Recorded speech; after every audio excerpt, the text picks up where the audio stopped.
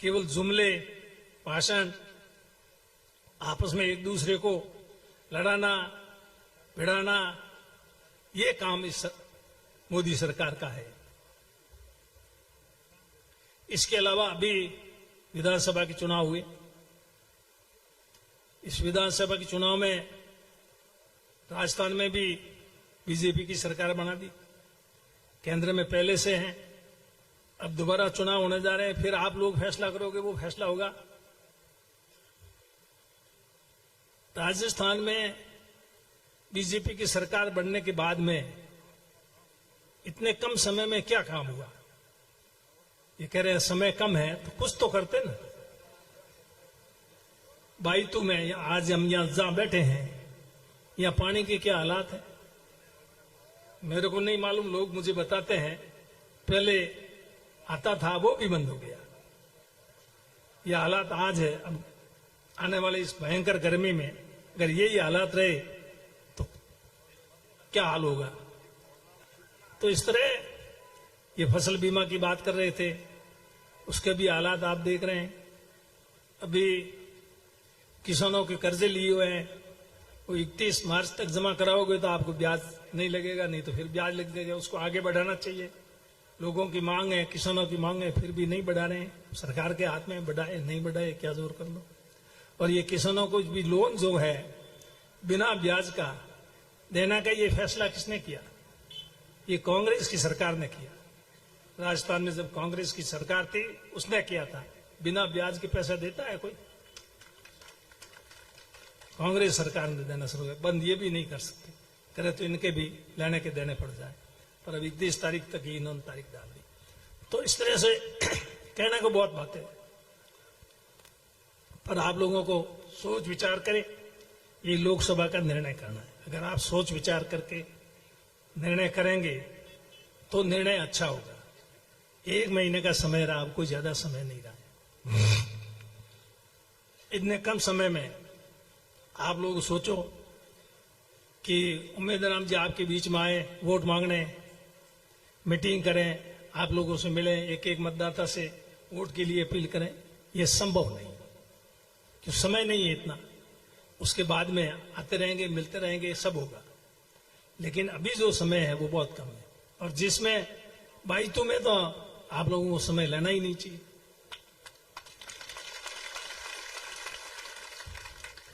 क्योंकि ये चुनाव अभी बाईतू विधानसभा का नहीं है, ये चुनाव लोकसभा का है।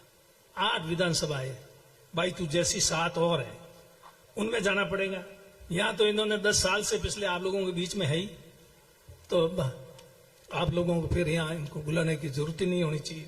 फिर भी कल पूनिया का तला थे, आज यहां आए हैं। पहले भी पहले दिन जब आए थे यहाँ बाईतू सो करके निकले थे। अब इसके बाद में आप मेहरबानी करके बाईतू वाले इनके लिए ज्यादा समय की मांग मत करना, ये मेरा आपसे अनुरोध है। और ये काम आप संभालना।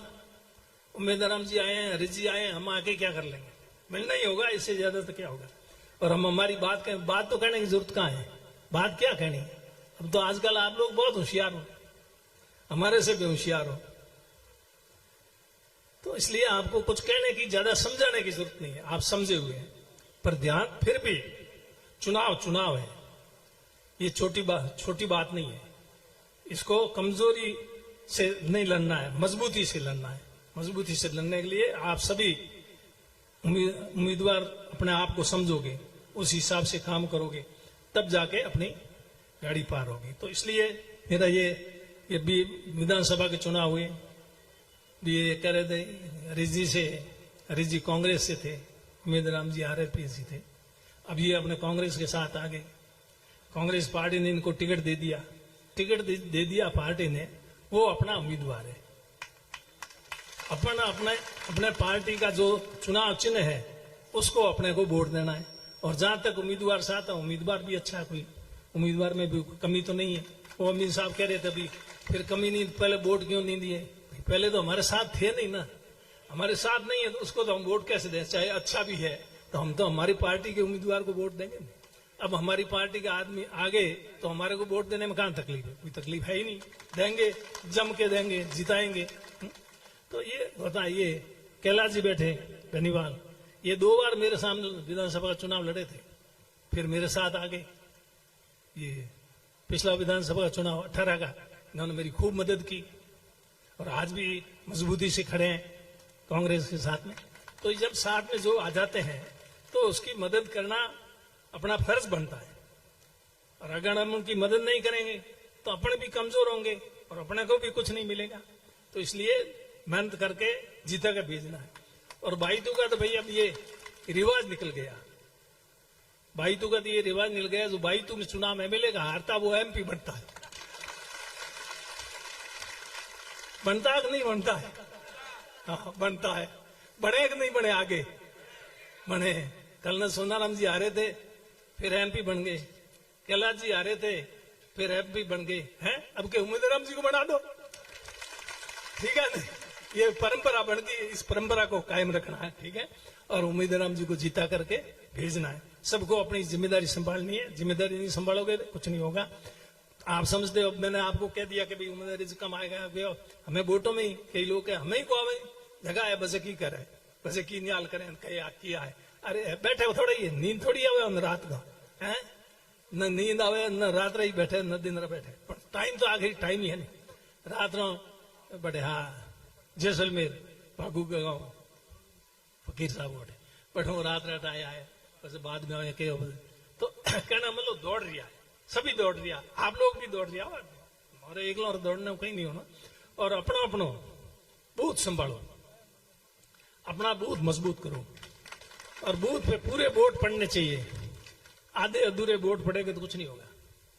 ये अभी 90% के 90 के 58% तो घने ही हुए पोलिंग बूथ। अभी इस विधानसभा के चुनाव में घने ही मैंने देखे 98%। तो इसलिए इस तरह से वोट पीछे नहीं रहना चाहिए, ज्यादा से ज्यादा पड़ना चाहिए। कोई भाई इधर उधर है, दबा डिंगा है, कोई वजह से कोई कारण से नाराज है, तो उसको भी समझाओ, मनाओ और साथ लाओ। लेकर के चुनाव लड़ोगे तो अपनी गाड़ी पार हो जाएगी। ये कोई चुनाव जीतना उम्मीदवार के हाथ में नहीं है, ये आपके हाथ में है, हम लोगों के हाथ में नहीं है चुनाव जीतना। आप लोग वोट नहीं दोगे तो हम क्या कर लेंगे? उम्मीदवार को वोट ही नहीं दे तो उम्मीदवार क्या कर लेगा? उम्मीदवार तो आपसे हाथ जोड़ सकता है, विनती कर सकता है। मुझे याद है एक बार बहुत पुरानी बात कह के मैं समाप्त कर दूंगा।